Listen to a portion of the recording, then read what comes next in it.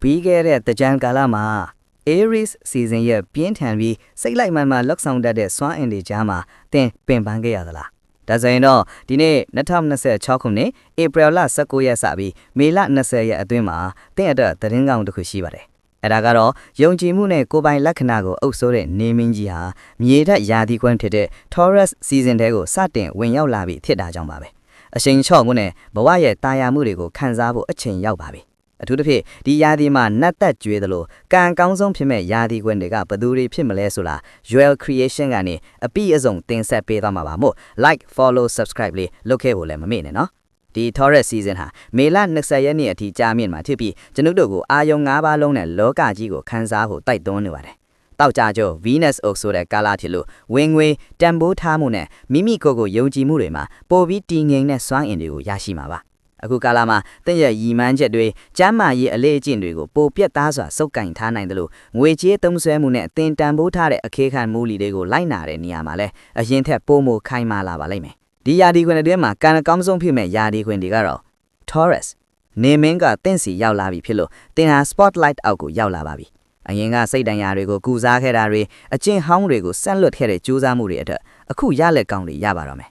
မေလ2ရက်ဆက်သွယ်ရေးဂျို Mercury တင့်စီရောက်လာမှာဖြစ်လို့တင်ရဲ့ထပ်မြတ်တဲ့အကြမ်းဉာဏ်တွေကိုပြောပြပြီးလူအများနားထောင်လာအောင်လုပ်နိုင်စွမ်းရှိလာပါမယ်မေလ10ရက်ကနေ14ရက်အထိယုံကြည်မှုနဲ့ဖန်တီးနိုင်စွမ်းအထူးမြင့်တက်မဲ့ရွှေရောင်ကာလပါပဲနံပါတ်1 Cancer Taurus season ဟာတင့်အတွက်လူမှုရေးကံကောင်းမှုတွေယူဆောင်လာပါတယ်ကံကောင်းခြင်းဂျို Jupiter ကတင့်စီမှာရှိနေပြီးနေမင်းနဲ့ချိတ်ဆက်နေလို့ပိုပြီးအကျိုးထူးမှာပါအကြံပြုချက်တငယ်ချင်းတွေလှုပ်ဖော်ကိုင်းပတ်တွေနဲ့တွေ့ဆုံဖွဲ့တဲ့ season ပါအဖွဲ့အစည်းတွေနဲ့ဆက်သွယ်ပါမေလ10ရက်ကနေ14ရက်အထိစိတ်တူကိုယ်တူလူတွေကြားမှာတင့်ကိုပိုပြီးအတိမတ်ဖြူလာတာစိတ်ပိုင်းဆိုင်ရာလှုပ်မိုးမှုအသက်တွေရတာမျိုးကြုံရပါမယ်မိတ်ဆွေအသက်တွေရဖို့ညအဖွဲ့လိုက်အကြံဉာဏ်အသက်တွေထုတ်ဖော်ဖို့အကောင်းဆုံးအချိန်ပါပဲနံပါတ်3 Virgo match လာဇဲကနေတထောင်လေးအနားယူနေခဲ့တဲ့တင်းဟာအခုတော့ပြင်ပလောကထဲကိုထွက်လာနိုင်ပါပြီအခွင့်အ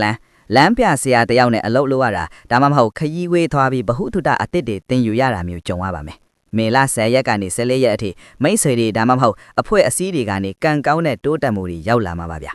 နံပါတ်4 Capricorn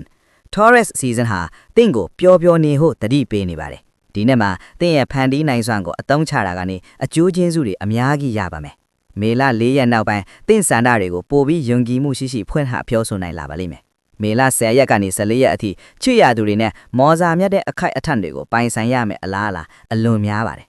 ဒါကတော့2026 Taurus season ရဲ့ကံကောင်းခြင်းတွေပါပဲကံကောင်းဆုံးယာဒီခွင်၄ခုထဲမှာသင်ပါဝင်နေသလားပါဝင်နေခဲ့ရင်လည်းဘလို့တွေကံကောင်းခြင်းတွေရှိနေကြသလဲဆိုတာ comment မှာပြောခဲ့အောင်နော်